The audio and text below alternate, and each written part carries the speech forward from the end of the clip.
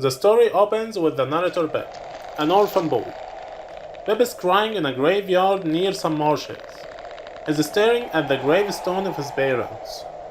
It's getting dark by the end of this cold winter day. Suddenly, a large frightening man called Magwitch appears from behind. Keep still, you little devil, or I'll cut your throat. No, sir, no. The tiny shivering boy is terrified. Magwitch threatens to cut Beb's throat if he doesn't stop crying. He's a convict, dressed in a prison uniform with leg irons.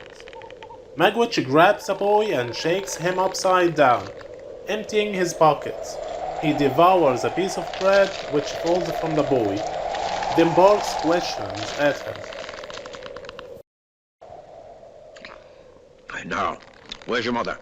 There, sir. No, sir. There, sir. Also Georgiana. That's my mother. And who do you live with? Supposing you're kindly let to live, which I ain't made up my mind about yet. With my sister, sir. Mrs. Joe Gargery, wife of Joe Gargery the blacksmith. Blacksmith, eh? The man tells Beb that if he wants to live, he'll go down to his house and bring him back some food and a file. Beb agrees to meet him early the next morning, and the man walks back into the marshes. Beb runs home to his sister, Mrs. Joe Gargery, and her husband, Joe Gargery. Mrs. Joe is a loud, angry woman who constantly reminds Beb and her husband, Joe, of the difficulties she has gone through to raise Beb and take care of the house. Beb finds solace from these rages in Joe, and they are united under a common oppression. Now then, where have you been? I've only been to the churchyard. Churchyard, indeed. You'd have been in the churchyard long ago if it hadn't been for me, and stayed there. It's bad enough being a blacksmith's wife without having to be a second mother to you. Churchyard, indeed. You'll be having me in the churchyard one of these days, keeping me on the rampage with my poor art. Get to the table. Both of you.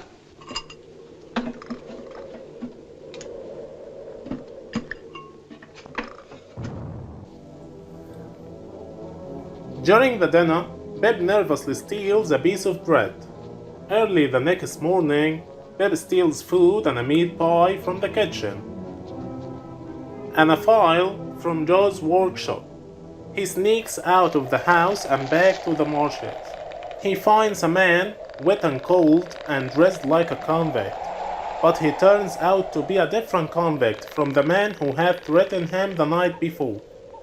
This man had a scar on his face. He runs away from Beb without speaking to him.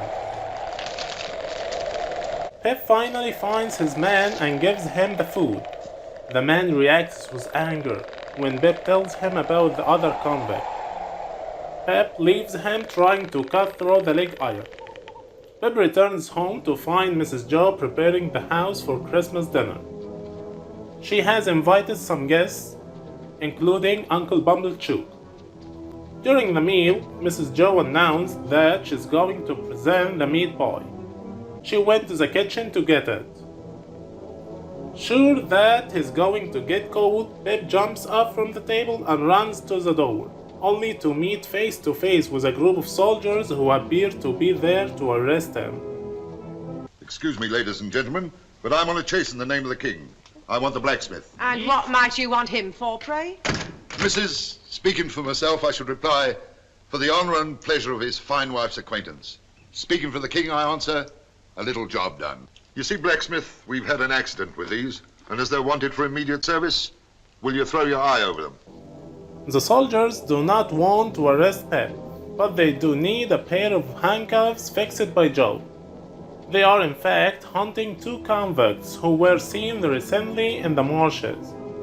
After Joe fixes the handcuffs, he and Beb are allowed to follow the soldiers into the marshes, and just when they approach the marshes, they hear angry shouts.